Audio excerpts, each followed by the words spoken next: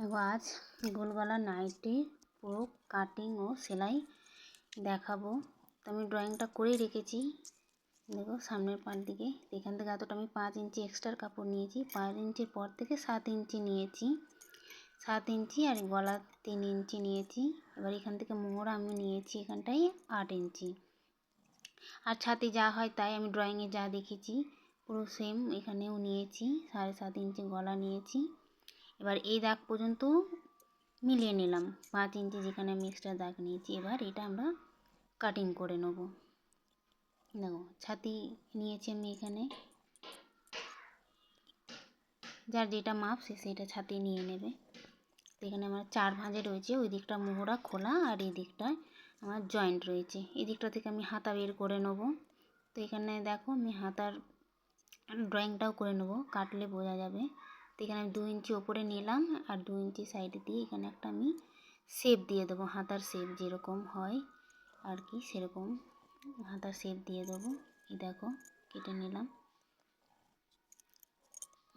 এবার চলো সেলাইয়ে দেখাবো। তো এটা আমি করব সামনে বোতাম চেরা করব, বোতাম দেবো, এই দুটো একই হবে। দেখো মাঝখানে একটা দাগ দিয়েছি কাট করে, এই পট্টিটা আমি উল্টো করে বসালাম। এবার এখানটায় আমরা কি করব, এই যে দাগ টেনে নিলাম, মাঝের দাগটার সাইড থেকে আমি সেলাইটা করব, সাইড দিয়ে সেলাই দেবো। এইভাবে পট্টি বসালে খুব সহজ ও তাড়াতাড়ি হয়। পট্টি লাগানো ওপর থেকে লাগাতে গেলে পরে সোজা হয় না, বেঁকে যায়, ঠিকঠাক বসে না। কিন্তু এই পদ্ধতিতে পট্টিটা লাগালে খুব সহজ, সোজাও হবে, তাড়াতাড়িও হবে আর ঝামেলাও নেই। দেখো আমি সোজা টেনে নিচ্ছি। এবার এই যে মাঝখানটায় আমি দাগ দিয়েছিলাম এটা আবার কেটে নেবো, কোনাকুনি একটু কাট করে নেবো। তো আমার চ্যানেলটার প্লিজ সাবস্ক্রাইব করো, লাইক করো, নতুন নতুন ভিডিও করতে আমারও ভালো লাগে। এই দেখো ফোল্ড করে উল্টে নিলাম, এই যে উল্টে নিয়েছি। এই দেখো এই ডান দিকটায় আমি একটু কাপড়, যেরকম ব্লাউজের আমি বাড়তি কাপড় রাখি সেরকম বাড়তি কাপড় রেখে সেলাই করে নিচ্ছি সাইডটা, যাতে খুলে না যায়। সাইডটা সেলাই করে যে বাড়তি কাপড় পট্টি হয়ে গেল। আর এই বাঁ দিকেরটা পুরো ব্লাউজের এক পাশটা যেরকম আমরা মুড়ে নিই পুরো 2 ফোল্ডে এই যে সেলাই করে নিই, আমি সেলাই করে নিলাম। কত সুন্দর হয়ে গেল না, আর সহজ।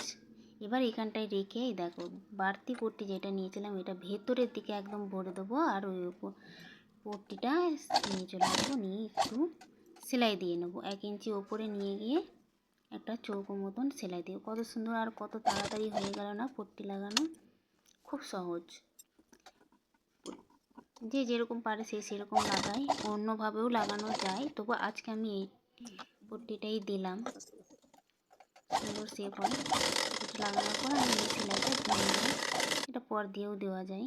এই দেখো কত সুন্দর হলো না। এখানে আমি 3টে বোতাম দিয়ে দেবো। এবার ওই 5 ইঞ্চি যে দাগ দিয়েছিলাম সেখান থেকে এবার আমি কুচিটা দিয়ে নেব, এই কুচিটা দিয়ে দিচ্ছি, পুরো এত পর্যন্ত কুচি দিয়ে দেবো।